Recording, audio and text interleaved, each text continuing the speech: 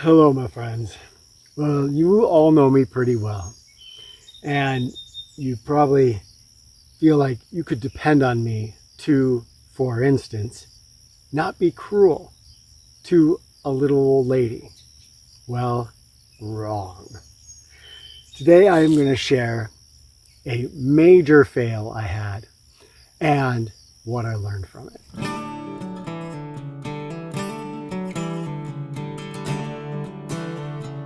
Hi friends, my name is Kenton Whitman, and together with my family, we aim to share wilderness skills, mindfulness practices, wild edible plants, family adventures, and skills that break you free from the limits of civilized life. Join us by subscribing to our channel and joining our YouTube family. Okay, I can hardly believe this. So, you know those moments when you just kick yourself? And it can be more than kicking yourself. You can dig yourself into a hole of regret. You're probably going to laugh, but I'm going to share this tale and maybe you'll understand where I'm coming from. So you probably remember this story I told a little while back, a few videos back, about a experience we had where we had pulled in to an Amish place to get some strawberries. The truck in front of us had purchased the last of the strawberries. On our way out, the guy stopped his truck, came out, gave us some strawberries.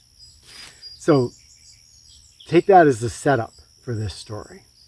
We, the other day, were out looking for sweet corn. It's the very beginning of sweet corn season in Wisconsin. Our whole family loves sweet corn. And so we're going to some Amish places, hoping that we would find a few ears to take home. And we got to one of our usual places. We went in, and they had this big tub that used to be filled with sweet corn. There were 9 ears left. So we purchased those 9 ears. We went back out. We had a whole bunch of kiddos with us. And we put those in the back of the car. The kiddos went over to look at some of the rabbits that the Amish had. And this car pulls in next to us. And out of the car comes the sweetest old lady. She's probably 85. And whoa, hey bud. And she sees all the kiddos looking at the rabbits. And she smiles so sweetly. And I smile at her, and it's this wonderful exchange. And she walks in. And I'm kind of gathering up the kids. They're getting in the car, and she walks back out. She's empty-handed. I said, "Oh, you didn't find what you were looking for?" And she said, "Oh, I was looking for sweet corn." And of course, this is a perfect replay of the goodness that was done to us. Of course, Rebecca and I are both people that would instantly give that corn to the old woman, or so we think. But we'd been on this quest for a little bit, and neither Rebecca or I, as we often do, jumped on the, "Oh, you can have ours." Instead, we looked at each other. Now, Rebecca and I have been together for 30 years. We can read each other really well, almost psychically. And yet, this time we misread each other. And I thought, I somehow read in Rebecca that she really wanted to keep the sweet corn. And she somehow read in me that she thought that I really wanted to keep the sweet corn. And so, instead of giving this woman the sweet corn, I end up giving her some suggestions of where she might find some sweet corn. Oh my gosh, Ken. As soon as she pulls off, Mirabelle says, "Mom, Dad, why didn't you give her the sweet corn?" All the kiddos are agreeing that we should have given her the sweet corn, and we of course agree too. And then we actually spoke and started communicating about it and realized what had happened. So at this point, we all load into the car, and I'd seen her drive off down the road towards this next town about 4 miles down the road. I said, let's take a detour, and the off chance that she lives in that town, we'll drive around the residential district. It'll be a little adventure anyway, and maybe we'll see her car and we can give her the corn. So we go down there, we search around, and we don't find her. For Rebecca and I, and this might sound like a trivial thing, right? It's just 9 ears of corn. No harm was done to anybody, but we had the opportunity to do something good. And we're sometimes a little chronic in our do-gooding, but here we had this opportunity that was lost, and that it mirrored a kindness that had been done to us. It really started to bother Rebecca and I a little bit. So we started talking about this, and we realized that this was a big teachable moment. And first of all, we explained to the kids what had happened, why we had behaved the way we had, and that both of us did want to give that corn. But because of our lack of reading each other, because of our lack of communication, which is kind of funny because I think next week I may be doing a video on communication, we didn't. And the children had wanted to, so we were able to express to them our appreciation for the way they want to give. They love sweet corn, but they gladly would have gone without to send her home with the sweet corn. They made that abundantly clear. The next part of it was self-punishment. And this is something that a lot of us can experience. You know, another way to say this is regret. And here, the regret was something that Rebecca and I were both feeling. I mean, I kept just hoping somehow that on our other stops on the way home, we would find her somewhere, or we'd see her driving down the road and be able to stop her car and give her the corn. And often with regret, we know we can't go back. This is a tiny example, maybe even a laughable example, but sometimes there's really big things that we regret. That maybe a person's life was lost, or someone dear to us, a relationship was severed because of something we did, and we know that we should have acted differently, that we were not being our best selves. Looking back at my own life, I'm sure you can do the same. There's a lot of things that I could regret.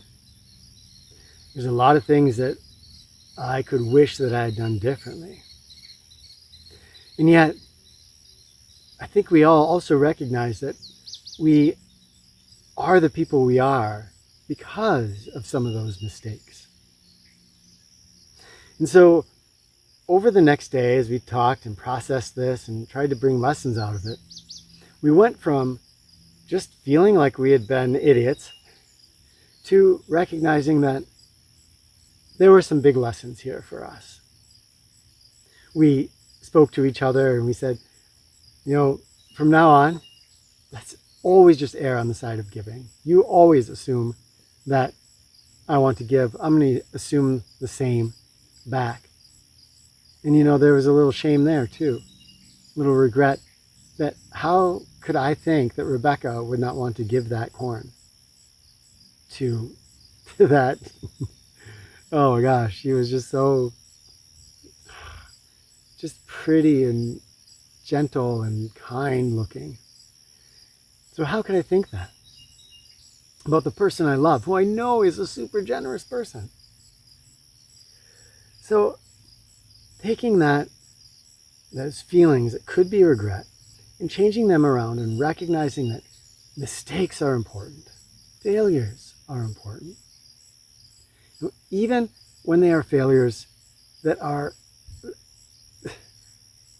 to me, this was a blatant one. Like there was no way I could fail out at this, and yet I did. Rebecca felt the same way, basically. So, whatever it is in life, these moments where we look back and we have regrets, these moments where we fail at something, especially those things that aren't a failure of skill, but just a failure of ethics, or not being who we really know we are. These moments are super valuable, because if we can learn to forgive ourselves, we're going to be able to forgive others and start to recognize that everybody's going along in life, and usually they're doing their best with the tools they currently have. He's a very fast dog, and he loves to chase everything.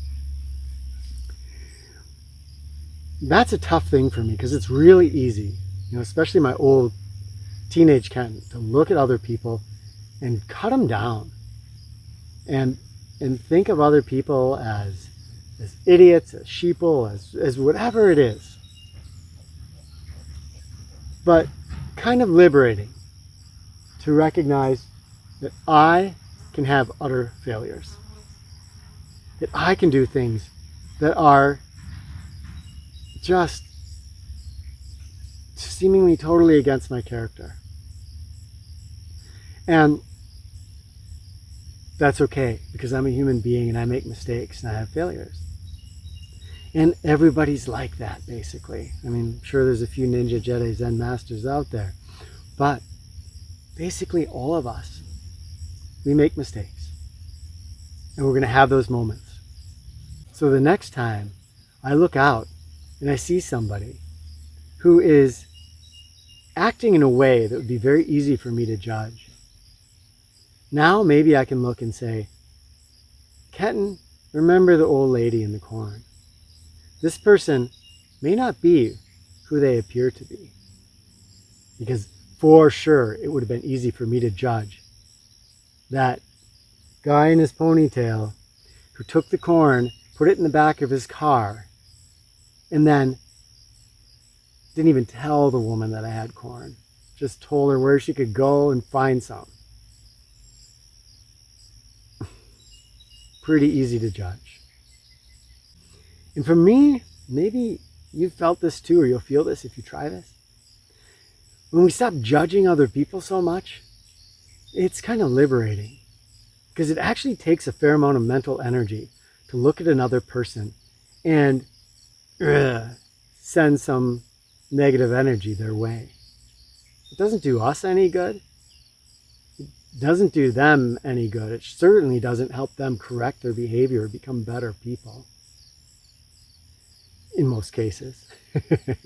There's no black and white lines in life, right? But freeing ourselves of that judgment, having that compassion, that allows us to approach people completely differently, in a completely different light. And for me, it's way better. So I had to go through that in myself, to cease judging myself for the mistake I had made. And now I've got this beautiful thing where I can hearken back to my little old lady, and I can use that memory to reduce my judging of others. If you want, you can do this too. You can use my story of someone who you probably think of as pretty upstanding, who was not very upstanding. Or you can think of times in your own life when you have made some pretty silly mistakes or performed some actions that you don't approve of. And the super cool power about all this is that when you approach people with compassion, you actually do have a chance of sometimes shifting their behavior. A much better chance than if we just spit negativity at them. And so you move from a person who is just using up your precious mental energy to spit out negativity, doing nothing to shift the situation, only inflicting self-harm, to someone who doesn't engage in that self-harm anymore, isn't engaged in that kind of violence. And you have a chance of being able to reach out, meet that person where they are, and shift their behavior positively. So I hope you benefited from this story as much as I did. You can bet that I learned my lesson here. And I'm hoping that you, through sharing in the story with me, can gain something from it as well. So much love to all of you. We'll talk with you in the comments.